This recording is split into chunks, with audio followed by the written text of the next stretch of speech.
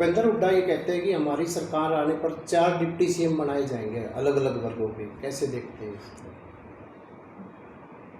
देखिए, मुझे दुख होता है कि जो ये परिवारवादी तत्व हैं, इनकी सामंतवादी सोच है,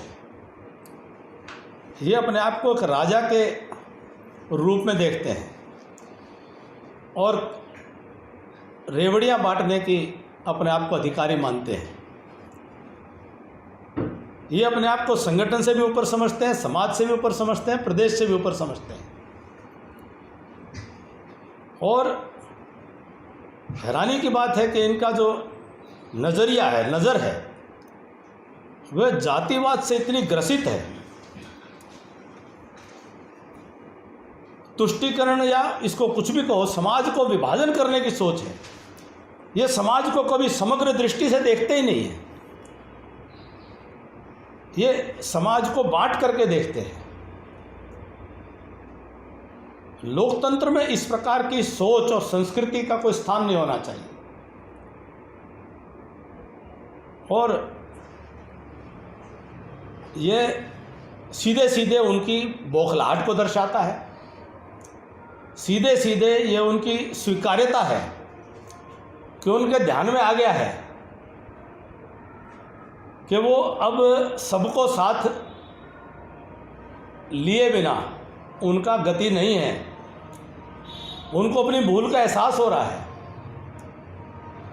हरियाणा प्रदेश में जातिवाद का जहर घोलने में अग्रणी भूमिका उनकी रही है और मुझे नहीं लगता कि हरियाणा प्रदेश की 36 बिरादरी की जनता इस बात के लिए माफ़ करने वाली है और कोई उनके प्रलोभन में आने वाला है। तो क्या वो उनके साथ में डिप्टी सीएम तो चंद्रमोहन जी भी थे, क्या हश्र किया उनका, क्या गति हुई उनकी? तो ये हाथी के दांत ये दिखाने के और है और खाने के और है। और इनको मुझे लगता है कि पहले अगर आज उनको लग रहा है कि उनकी दाल उनकी नहीं गल रही है, आज उनको लग रहा है कि उनको साथ लेना पड़ेगा, तो उनको माफ़ी मांगनी चाहिए अशोक तंवर जी से, जो उनकी अपनी पार्टी के नेता थे, प्रदेश अध्यक्ष थे, राष्ट्रीय नेता थे, उनके यूथ कांग्रेस के ऑल इंडिया अध्यक्ष रहे थे। उन्होंने अपनी जान बचाते हुए भाग करके एफआईआर करवाई थी उनके खिलाफ में, जानलेवा हमला करवाने की।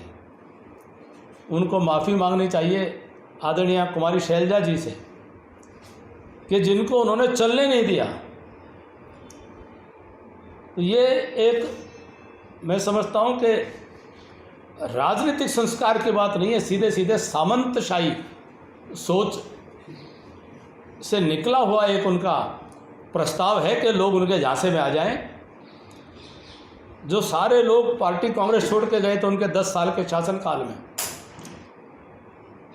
कहाँ अवतार सिंह बढ़ाना से शुरू करें, फरीदाबाद से और उत्तर तक चले जाएं। हमारे आदरणीय शर्मा जी, विनोद शर्मा जी पूर्व मंत्री रहे, राव इंद्रजीत सिंह जी रहे और कुलदीप बिश्नोई जी रहे। कितने लोग पार्टी छोड़ने के लिए मजबूर हुए उनके कार्यप्रणाली के कारण से। ऐसा क्या उन्होंने और आज बदलाव किया है कि जिसके कारण से लोग उनके साथ या उनको माफ़ करने वाले हैं? तो इसलिए ये केवल छलावा है और वो जानते हैं। उनकी, मैं तो ये कहूँगा, उनकी स्वीकारोक्ति है, ये उनकी बौखलाहट का परिणाम है कि आज उनको ये सब करना पड़ रहा है। नहीं तो वो लोग थे, वो धृतराष्ट्र मानसिकता, दुर्योधन मानसिकता के व्यक्ति हैं कि सुई की नोक के बराबर किसी को स्थान ना दे। वो किसी को देख कर राजी नहीं है। पूरे हरियाणा प्रदेश में वो किसी दूसरे को अपने अलावा और पुत्र के अलावा किसी को देख करके राजी नहीं है।